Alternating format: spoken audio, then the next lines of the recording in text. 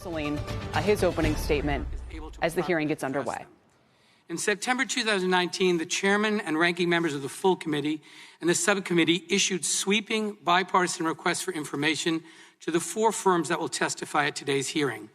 Since then, we've received millions of pages of evidence from these firms, as well as documents and submissions from more than 100 market participants. We also conducted hundreds of hours of interviews. As part of this investigation, we have held 5 hearings to examine the effects of online market power on innovation and entrepreneurship, data privacy, a free and diverse press, and independent businesses in the online marketplace. We've held 17 briefings and roundtables with over 35 experts and stakeholders in support of our work. This investigation has been bipartisan from the start. It's been an honor to work alongside my colleague, Congressman Jim Sensenbrenner, the subcommittee's ranking member, as well as the former ranking member of the full committee, Congressman Doug Collins. We work closely with all members of the subcommittee on both sides of the aisle who have taken this work seriously and studied these issues carefully. As my colleague, Congressman Ken Buck, recently commented, and I quote, "This is the most bipartisan effort that I've been involved with in 5.5 years of Congress," end quote.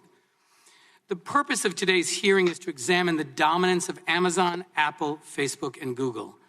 Amazon runs the largest online marketplace in America, capturing 70% of all online marketplace sales. It operates across a vast array of businesses, from cloud computing and movie production to transportation logistics and small business lending. Amazon's market valuation recently hit $1.5 trillion, more than that of Walmart, Target, Salesforce, IBM, eBay, and Etsy combined. Apple is a dominant provider of smartphones, with more than 100 million iPhone users in the United States alone. In addition to hardware, Apple sells services and apps, including financial services, media, and games. Facebook is the world's largest provider of social networking services, with a business model that sells digital ads. Despite a litany of privacy scandals and record-breaking fines, Facebook continues to enjoy booming profits, $18 billion last year alone. Lastly, Google is the world's largest online search engine, capturing more than 90% of searches online. It controls key technologies and digital ad markets and enjoys more than 1 billion users across 6 products, including browsers, smartphones, and digital maps. Prior to the COVID-19 pandemic, these corporations already stood out as titans in our economy. In the wake of COVID-19, however, they're likely to emerge stronger and more powerful than ever before. As American families shift more of their work, shopping, and communication online, these giants stand to profit. Locally owned businesses, meanwhile, mom-and-pop stores on Main Street, face an economic crisis unlike any in recent history. As hard it is to believe, it's possible that our economy will emerge from this crisis even more concentrated and consolidated than before. These companies serve as critical arteries of commerce and communications. Because these companies are so central to our modern life, their business practices and decisions have an outsized effect on our economy and our democracy. Any single action by one of these companies can affect hundreds of millions of us in profound and lasting ways. Although these 4 corporations differ in important and meaningful ways, we've observed common patterns and competition problems over the course of this investigation. First, each platform is a bottleneck for a key channel of distribution. Whether they control access to information or to a marketplace, these platforms have the incentive and ability to exploit this power. They can charge exorbitant fees, impose oppressive contracts, and extract valuable data from the people and businesses that rely on them. Second, each platform uses its control over digital infrastructure to surveil other companies, their growth, business activity, and whether they might pose a competitive threat.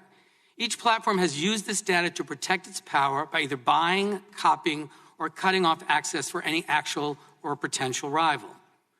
Third, these platforms abuse their control over current technologies to extend their power, whether it's through self-preferencing, predatory pricing, or requiring users to buy additional products. The dominant platforms have wielded their power in destructive, harmful ways in order to expand.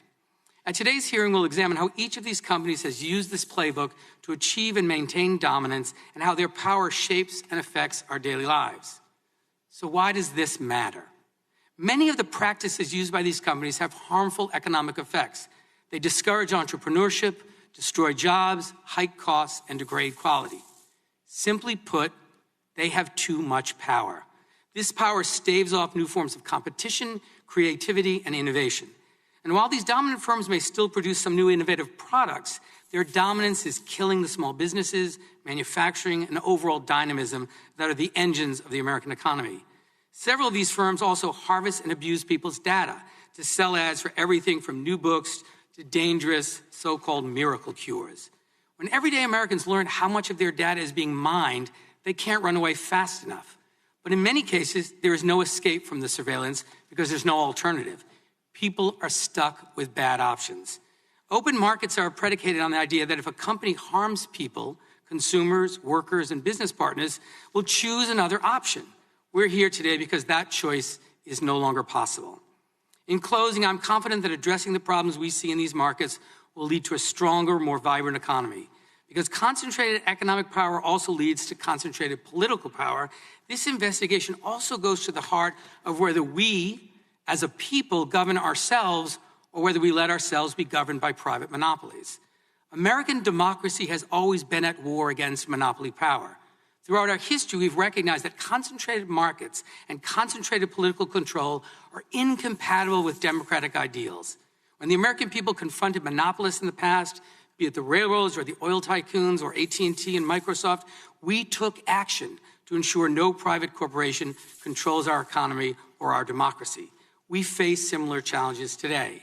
As gatekeepers of the digital economy, these platforms enjoy the power to pick winners and losers, to shake down small businesses, and enrich themselves while choking off competitors.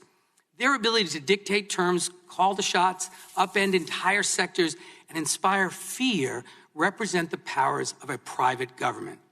Our founders would not bow before a king, nor should we bow before the emperors of the online economy.